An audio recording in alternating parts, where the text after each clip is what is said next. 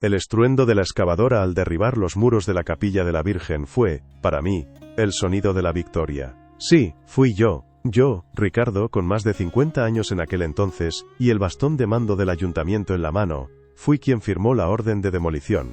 Vi las lágrimas de mis vecinos, vi el rostro de mi propia madre descompuesto por el dolor, y sentí un orgullo purificador, una certeza de hierro que me recorría el cuerpo entero. Estaba limpiando nuestro pueblo de la idolatría, convencido por mi fe recién descubierta y por las palabras del pastor David, quien nos recordaba cada domingo que éramos soldados de Dios en una guerra santa contra la superstición. Mi guerra personal no era contra la gente, no era contra mi madre ni contra la anciana hermana Carmen, era contra esa imagen de yeso, esa figura fría y pintada que, para mí, representaba la ceguera espiritual de toda una comunidad. La pala mecánica golpeó la fachada, y vi cómo la pequeña imagen de la Virgen, la que estaba en el nicho principal, se hacía añicos. Y yo, en mi soberbia, sentí que estaba liberando a mi pueblo.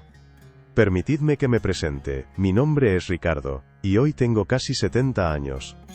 Pero la historia que vengo a contaros, empezó hace mucho, cuando yo era otro hombre. Un hombre que creía tener todas las respuestas. Nací y crecí en este mismo pueblo. Un lugar pequeño donde las tradiciones pesan como losas de granito y la fe se hereda como el color de los ojos. Mi familia era católica, como todas. Mi madre, Elena, era una mujer de misa diaria y rosario en el bolsillo. Encendía velas a cada santo del calendario, y su vida era un tejido de novenas y promesas. Yo crecí en ese ambiente pero nunca conecté con él. Me parecía un teatro, un conjunto de rituales vacíos. Era un joven de carácter fuerte, práctico, con los pies en la tierra. Creía en el trabajo duro, en la palabra dada, y en un Dios al que no se le molestaba con nimiedades.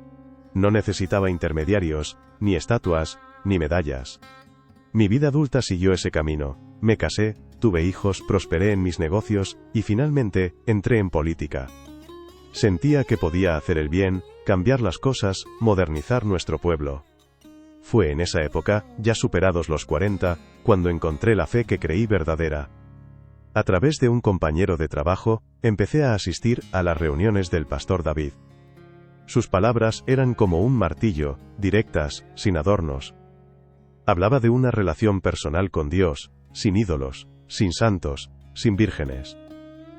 Todo lo que yo había sentido de niño, esa aversión a la parafernalia religiosa, encontró un nombre y una justificación teológica. Me convertí con el fervor del converso tardío, con la rigidez de quien cree haber descubierto la única verdad, y mi principal campo de batalla, mi obsesión, se centró en lo que yo llamaba el culto mariano. Mi propia casa se convirtió en el primer frente.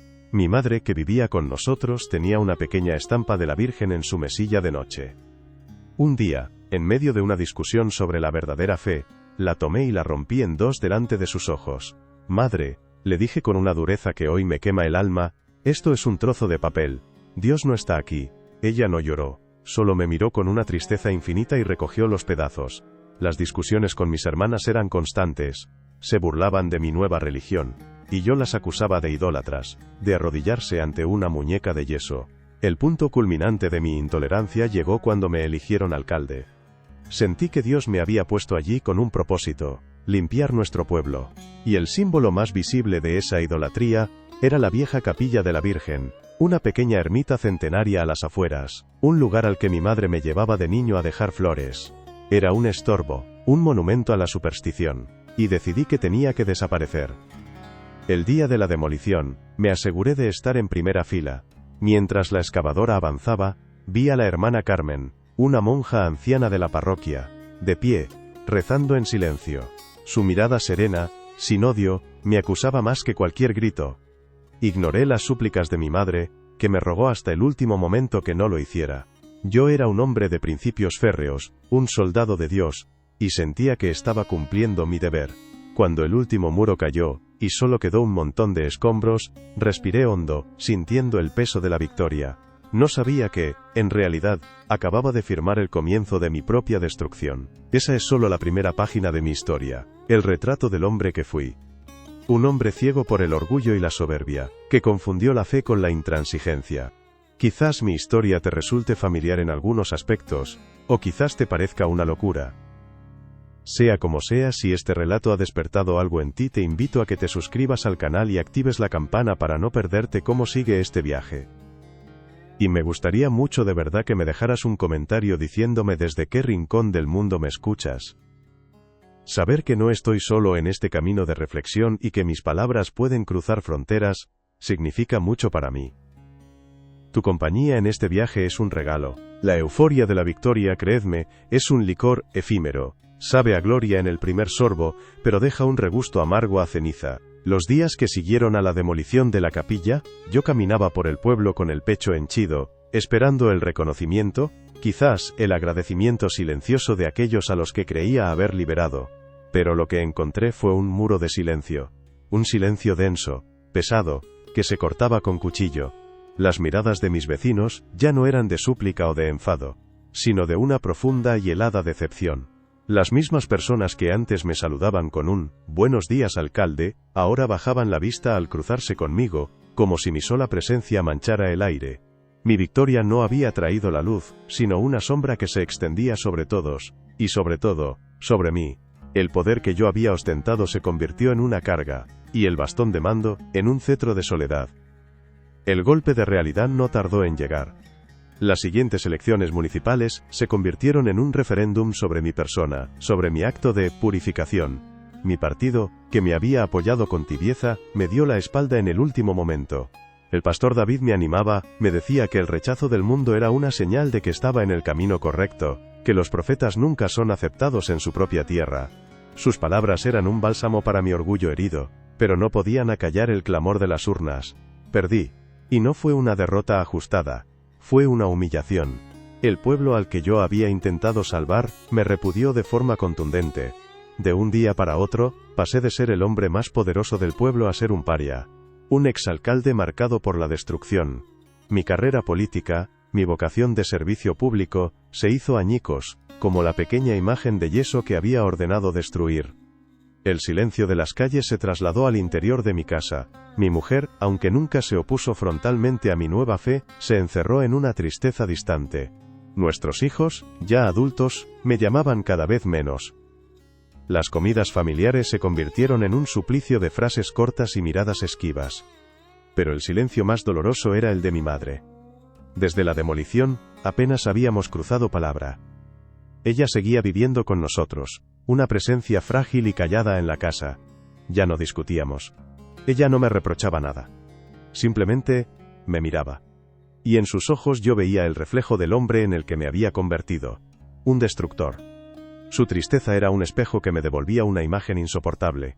Y entonces, como si el destino quisiera apretar aún más el nudo corredizo que yo mismo me había puesto al cuello, mi madre enfermó. No fue algo repentino. Empezó como un cansancio, una falta de apetito, una palidez que se fue adueñando de su rostro. El médico de familia nos dio el diagnóstico con esa compasión profesional que no consuela en absoluto. Un cáncer avanzado, inoperable. Los meses que siguieron fueron un descenso a los infiernos. Las noches en vela, el olor a desinfectante del hospital, el sonido rítmico y cruel de las máquinas que medían una vida que se escapaba. Me encontré solo, cuidando a la mujer a la que le había roto el corazón. Y en esa soledad, en esa impotencia absoluta, intenté aferrarme a mi fe. Rezaba. Oh sí, rezaba con la desesperación del que se ahoga. Me arrodillaba junto a su cama y clamaba a mi Dios, a ese Dios directo y sin intermediarios, que me había prometido el pastor David. Le exigía, le suplicaba, le recordaba mi servicio, mi lealtad. ¿No había derribado un nido de idolatría en su nombre? ¿No merecía ahora su intervención? Pero la única respuesta que obtenía era el silencio, un silencio cósmico, aterrador. El cielo era de plomo. Mis oraciones rebotaban en el techo de la habitación del hospital, y caían sobre mí como polvo inútil. Llamé al pastor David. Me habló de pruebas, de la voluntad inescrutable de Dios, de aceptar el sufrimiento como un crisol. Palabras. Solo palabras huecas que no podían detener el avance de la enfermedad, ni aliviar el dolor que veía en los ojos de mi madre. Por primera vez en mi vida, sentí miedo. Un miedo visceral, primitivo. Miedo a la muerte, a la nada, a la soledad que vendría después. El hombre de principios férreos, el soldado de Dios, era un niño asustado en la oscuridad, y el Dios por el que había luchado me había abandonado a mi suerte. Una tarde, Pocos días antes del final, mi madre con un hilo de voz, me pidió que me acercara. Pensé que iba a reprocharme algo, a echarme en cara el dolor de la capilla, pero en su lugar, con un esfuerzo sobrehumano, sacó de debajo de la almohada un pequeño rosario de madera, de cuentas gastadas por el roce de sus dedos durante toda una vida. Lo puso en mi mano y la cerró con la poca fuerza que le quedaba. Me miró, y su mirada ya no era de tristeza, sino de una paz incomprensible. Ricardo, hijo mío, susurró, nunca lo olvides, el amor de una madre, sea terrenal o celestial, nunca es un ídolo, es solo amor. Y en ese instante mi mundo se vino abajo. No la capilla, no mi carrera política. Mi alma se derrumbó. Ella, en su fe sencilla, había encontrado el consuelo y la paz. Yo, en mi verdad soberbia, solo había encontrado el vacío. Esa fue la noche más oscura de mi vida.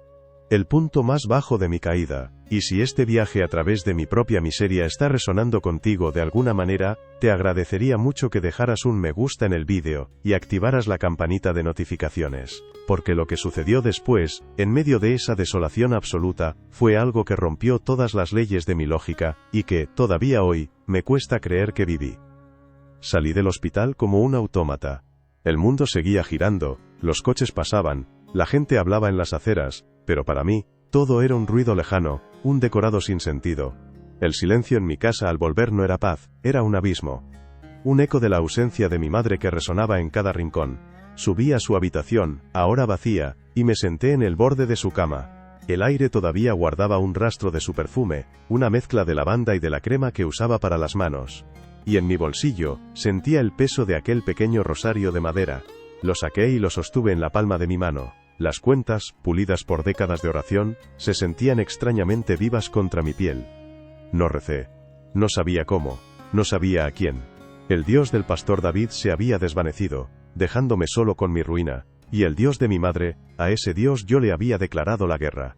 Así que me quedé allí, en la penumbra, un hombre de casi 60 años, quebrado, huérfano y completamente solo, aferrado a un objeto que, hasta hacía muy poco, consideraba un trozo de madera idólatra. Las horas pasaron, la noche cayó sobre el pueblo como un sudario, no encendí ninguna luz, la oscuridad exterior era un reflejo de la que sentía por dentro. Y fue entonces, en el punto más profundo de mi desesperación, cuando ocurrió. No fue un trueno ni un relámpago, fue algo sutil, casi imperceptible al principio. Una leve calidez empezó a llenar un rincón de la habitación, el rincón donde mi madre solía tener su silla de mimbre para rezar. Levanté la vista, esperando ver el reflejo de un faro de coche, pero la calle estaba en silencio. La calidez se intensificó y con ella, apareció una luz. No era una luz eléctrica, ni la del fuego. Era una luz suave, dorada, como la del sol al amanecer, pero contenida, palpitante.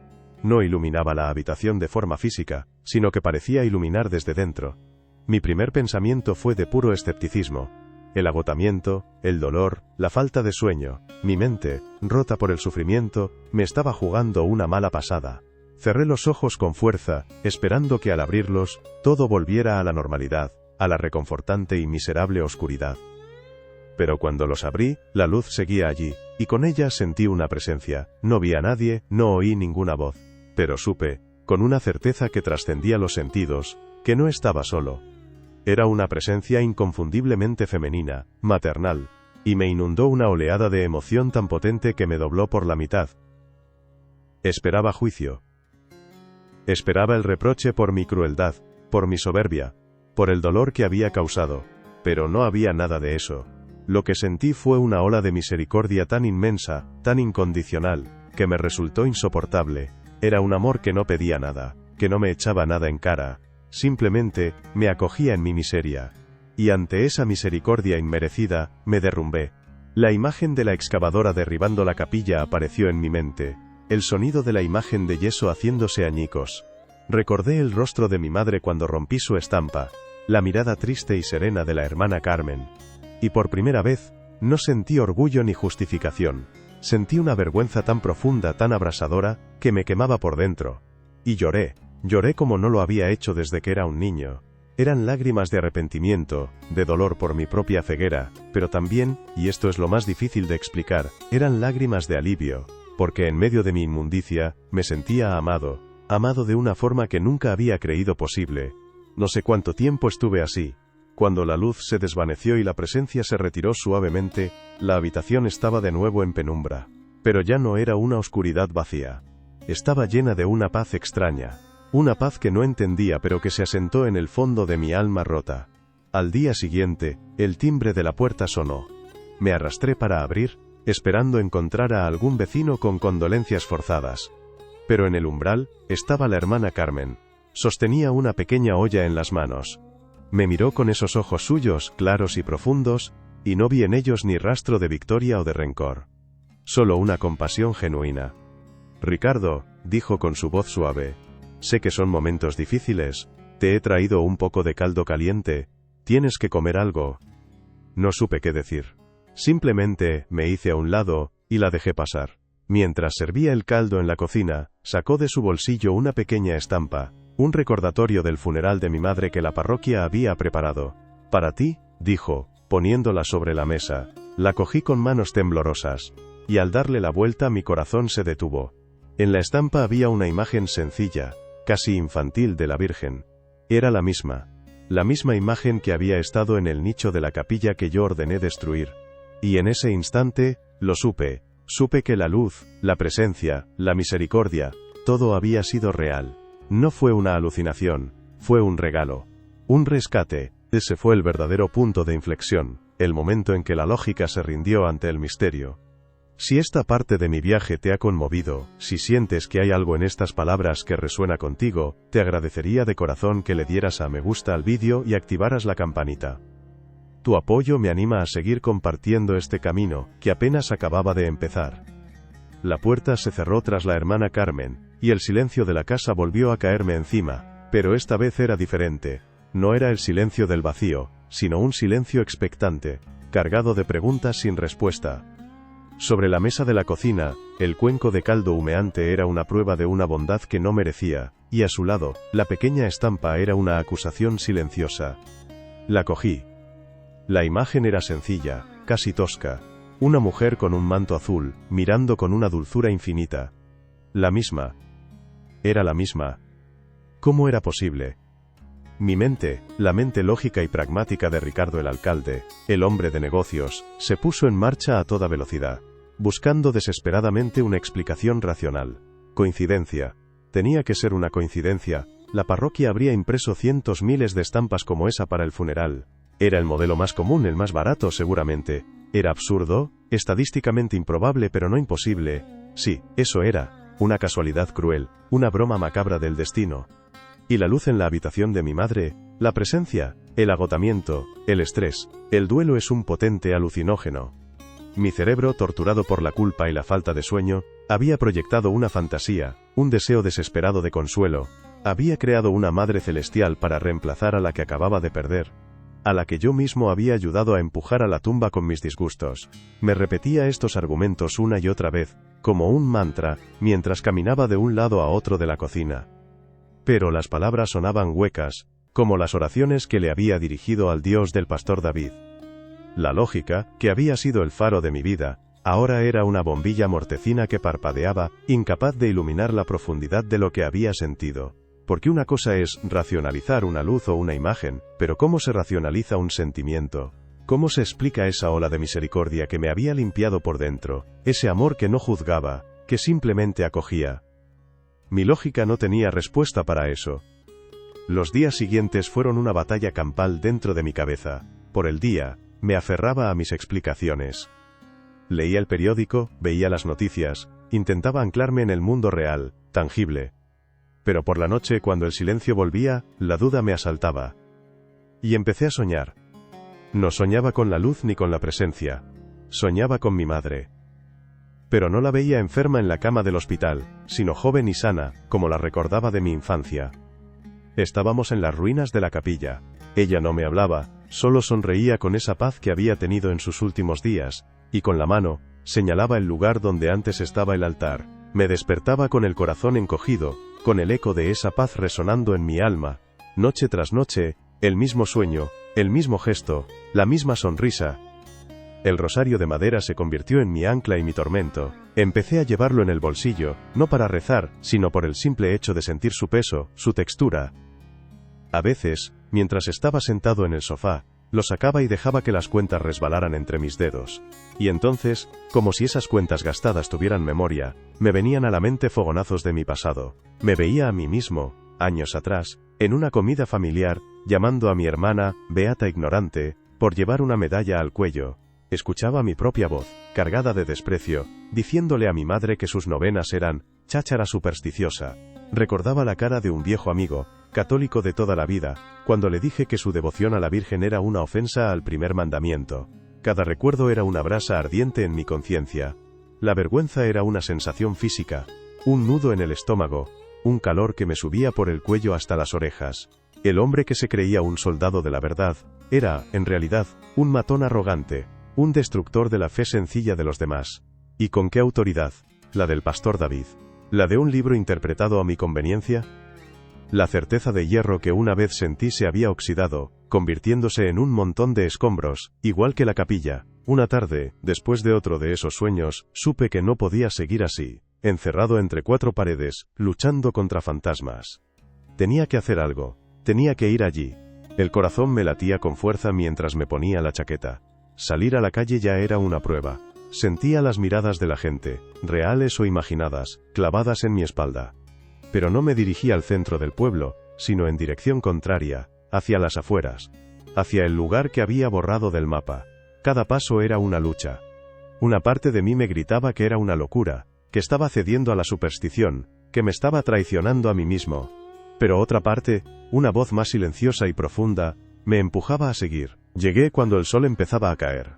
El lugar era desolador. Un solar lleno de escombros, cascotes y hierbas que crecían salvajes entre las piedras. Los cimientos de la pequeña ermita apenas se adivinaban. Me quedé en el borde, sin atreverme a entrar en el perímetro de mi propio crimen.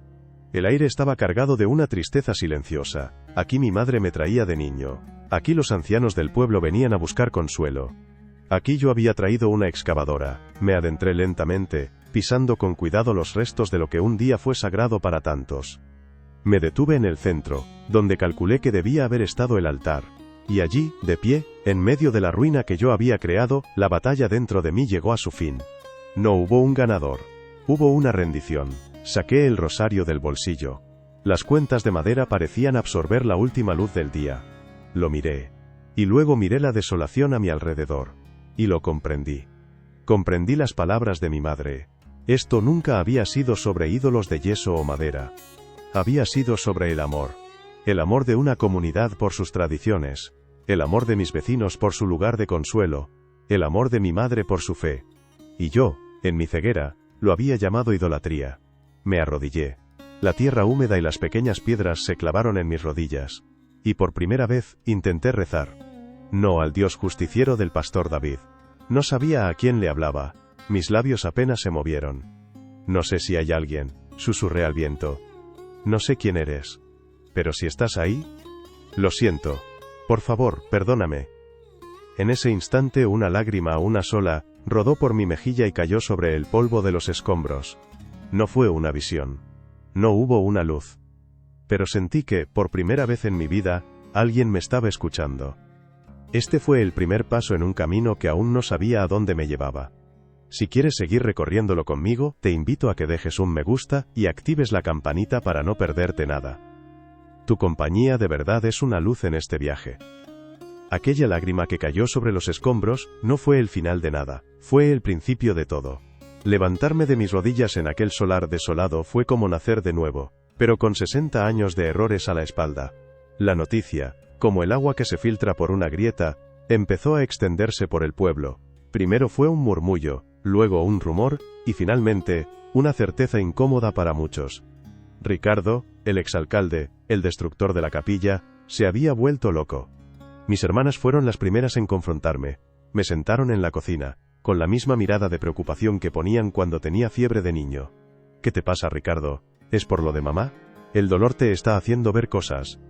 Mi antiguo compañero de partido, el que me había dado la espalda en las elecciones, me llamó por teléfono. Su voz era una mezcla de falsa camaradería y condescendencia. He oído que estás pasando por un mal momento, Ricardo. Si necesitas ayuda profesional, conozco a alguien muy bueno. A veces, el estrés, ya sabes. Incluso el pastor David se presentó en mi puerta. con su Biblia de tapas de cuero bajo el brazo. Vino a rescatarme de la recaída, a recordarme las garras de la idolatría. Me habló de las artimañas del enemigo, de cómo se disfraza de luz para confundir a los elegidos. A todos les di la misma respuesta, con una calma que ni yo mismo sabía que poseía. No discutí, no intenté convencerlos. Simplemente los miraba a los ojos y les decía, no fue un sueño, no fue una alucinación, fue la experiencia más real de toda mi vida. Veía la incredulidad en sus rostros, la pena en algunos, la burla en otros. Pero sus opiniones ya no me herían. Había tocado un fondo tan profundo que la superficie, con sus juicios y sus ruidos, había perdido su poder sobre mí. Comprendí que mi viaje no era hacia afuera, para demostrar algo a los demás, sino hacia adentro, para ser fiel a lo que había vivido. Y en ese camino, empecé a encontrar un eco inesperado. Un día, mientras estaba solo en el solar de la capilla, arrancando malas hierbas con mis propias manos, apareció un viejo agricultor, uno de los que más había protestado contra la demolición. Se quedó un rato mirándome en silencio. Yo esperaba un reproche, un insulto. Pero en su lugar, se quitó la gorra, se acercó y sin decir palabra, empezó a arrancar hierbas a mi lado. Ese fue el primer ladrillo. No de la capilla, sino de un puente. Poco a poco, me atreví a volver a la parroquia. La primera vez que entré en la iglesia para la misa del domingo, sentí el peso de cientos de miradas. Me senté en el último banco, sintiéndome un impostor, un profanador en tierra sagrada. Pero la hermana Carmen, al verme, se acercó al final de la ceremonia y me sonrió. No me dijo nada. Solo me dio una palmadita en el brazo, un gesto simple que significaba, bienvenido a casa. En esa nueva comunidad, los símbolos que antes había despreciado empezaron a cobrar vida. El agua bendita ya no era agua con sal, era un recuerdo de mi necesidad de purificación. El humo del incienso no era un olor empalagoso, era la oración que subía al cielo. Y la imagen de la Virgen que presidía el altar, ya no era una muñeca de yeso. En su rostro veía el reflejo de la misericordia que me había rescatado, la ternura de la madre que había perdido, y la promesa de un amor que nunca abandona. El punto culminante de esta transformación llegó durante las fiestas patronales del pueblo, la celebración que yo, en mi época de alcalde, había intentado reducir a un mero evento folclórico. La plaza estaba llena. La gente reía, los niños corrían. Antes de la procesión, pedí permiso al párroco para decir unas palabras. Cuando subí a la pequeña tarima, un silencio denso cayó sobre la plaza. Podía sentir la tensión, la expectación. Miré a la gente, a los rostros de mis vecinos, a mis hermanas, a la hermana Carmen. Carraspeé, y con la voz temblorosa, empecé. Muchos de vosotros me conocéis. Sabéis quién fui, y sobre todo, sabéis lo que hice. Mi mirada se dirigió instintivamente hacia la calle que llevaba al solar vacío. Fui yo quien firmó la orden para derribar la capilla. Y lo hice creyendo, en mi terrible soberbia, que estaba sirviendo a Dios. Creí que la fe era una lista de reglas, una fortaleza de certezas que me daba derecho a juzgar y a destruir. Hice una pausa, tragando saliva. Estaba ciego. Completamente ciego. Tuve que perderlo todo. Mi carrera, el respeto de mi pueblo y a mi propia madre. Para que mis ojos empezaran a abrirse, tuve que llegar al fondo de mi propia miseria, a la soledad más absoluta, para descubrir que no estaba solo. Y entonces, lo dije, aquello que yo llamé idolatría, esa fe sencilla que ridiculicé, esa devoción a una madre que no entendía, fue precisamente lo que me levantó del suelo cuando ya no me quedaban fuerzas. Fue su misericordia, y no mi justicia, la que me salvó. Bajé la vista y dije las palabras que más me costaban. Hoy, delante de todos vosotros, pido perdón. Perdón por mi arrogancia, por el dolor que causé, por haber destruido un lugar que era sagrado para esta comunidad. No espero que me perdonéis, solo que ACEPTE con acento agudo es mi arrepentimiento. No se trata de cambiar de religión como quien cambia de chaqueta. Mi historia no es sobre eso. Es sobre cambiar de corazón. Es sobre el viaje de un hombre que creía tener a Dios de su lado, para descubrir que lo que realmente necesitaba era estar él del lado de Dios. Es comprender que la fe no es un arma para luchar contra los demás, sino un refugio para los que estamos heridos. Es pasar del orgullo que te hace sentir superior, a la humildad que te permite arrodillarte y pedir ayuda. Y es, sobre todo, descubrir que la misericordia es real, que puede encontrar la más pequeña grieta en el corazón más duro, y llenarlo todo de una luz que no sabías que existía. Este camino no ha terminado, cada día es un paso. Y si esta historia, mi testimonio, ha tocado algo en tu interior, si crees como yo en el poder de una segunda oportunidad, y en una misericordia que nos busca incluso cuando huimos, te agradecería de corazón que dejaras un me gusta en este vídeo, y activaras la campanita para que sigamos caminando juntos. Pero más importante aún, me encantaría leerte en los comentarios. Cuéntame, ¿alguna vez has sentido esa misericordia que no merecías? ¿Has visto una luz en tu momento más oscuro? Tu historia, tu testimonio, es una luz de esperanza para todos los que caminamos por este mundo buscando nuestro camino a casa. Gracias por escucharme.